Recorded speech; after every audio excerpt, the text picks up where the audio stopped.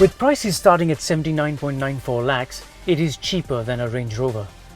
And because it's got 7 seats with more serious off-roading kit, it's more practical as well. So like I said before, the old Land Rover Defender wasn't a very good road-biased SUV, and we've never had the previous gen in India. So the question really is this new generation Land Rover Defender actually the most iconic ever? And is it the best SUV you can buy today? Let's start with that first bit. The first time I actually heard about the Defender moniker was in the movie Tomb Raider back in 2001, featuring the gorgeous Angelina Jolie driving this rugged-looking machine away from goons in a forest, and then subsequently in multiple James Bond movies and even the Mission Impossible series. But this new one doesn't really look much of what I remember seeing. You see, this new one has been in development for the last 10 years. And the last gen car's production stopped in 2016. So this is all new. And don't for a moment think that this is just a Discovery Sport with Defender overalls. No. Land Rover says that the new Defender is 3 times stiffer than ever before, and since it's a monocoque construction, it is more road biased and more comfortable. But what we have here is the 110 version in 5-door, guys, and it's massive. It's just towering above me.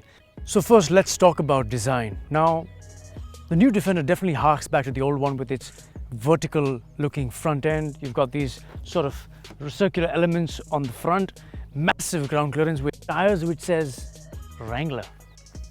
Point to note, that's an accessory which can be attached for the snorkel. This is the 110 version, which is the 5-door version, which is currently on sale. At the back, you've got the spare wheel mounted again with a vertically sort of angled front of the back, and this square element where a lot of accessories can sit in, and that is the Alpine windows. But the new Defender, is it consumed by the old one? Well, it's a monocoque construction with all new surfacing now, which can be had with electronically controlled dampers and air springs. So it can raise the suspension off-road by 145 mm, and on the road, this translates to really better ride comfort and better handling as well. But the way this looks and feels inside out is actually not aimed at the Sherpas or Ranthambore National Park gypsy drivers. It's actually aimed at those who prefer driving themselves with a sort of macho presence and don't mess with me attitude. Oh, also, they need to have 1 crore in the bank to spare. Starting with its class-leading departure and approach angles, a ground clearance of up to 291 mm and a million optional accessories, like this rugged roof rack, a deployable side ladder, a tent that can be put up. Perfect stuff made for showing off your off-roading intentions to your 45th floor next-door neighbor. So iconic it is, but has Land Rover gone too posh with this one? You step up into this cabin, which is not very regal and very Range Rover-like, but it feels sort of very luxurious. Everything feels built to last. You've got these exposed Torx bolt heads, this exposed metalwork. It does have a sense of robust luxury, and especially in this shade of beige. While all controls feel really large and easy to operate, what puts the new Defender at par finally with a modern hatchback is its new Pivi Pro control system. It features a large touchscreen and a crisp display for a lot of sub-menus and smartphone mirroring functions. There are a lot of storage spaces in the dash, some on the center console. It even has a refrigerator in the central armrest. The back seat is spacious with recline function, but really it's no Range Rover, and the last row is just best left for kids. The boot space at over 1,000 litres can be expanded up to a staggering 2,300 litres. Perfect for moving to Manali in case of an unforeseen lockdown again.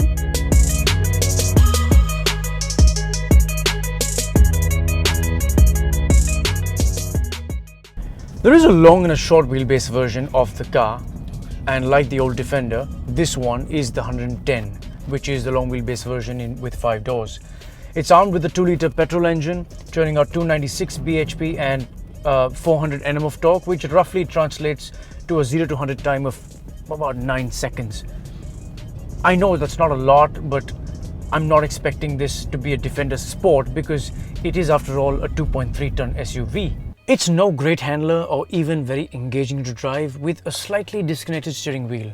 Even a sport mode has been given a miss, but rightly so, because its credentials are definitely more off-road. So where the Defender really scores is off the beaten track. So pointed towards some broken tarmac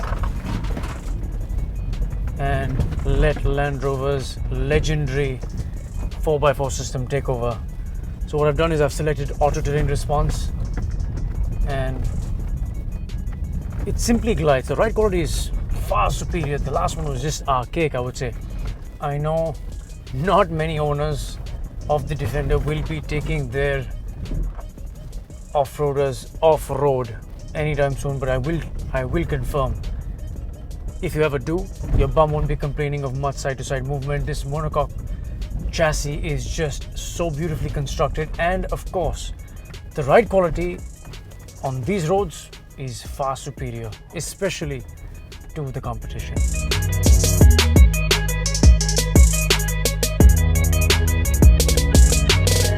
So after having waited for years to drive this automotive legend right here, I must say I am not disappointed. The Defender creates its own niche in the ultra off-roader segment, but in my mind I think it could have been more iconic in its design, or a little more rugged the way it looks, in a similar fashion the way a G-Wagon has carved out its own niche. For a lot of people this will be a great alternative, a more rugged alternative to the Range Rover, or for some even a Discovery, but I'll leave it to you. Let us know what you think of the new Defender, and do not forget to subscribe to the channel and hit the bell icon to be notified all the time.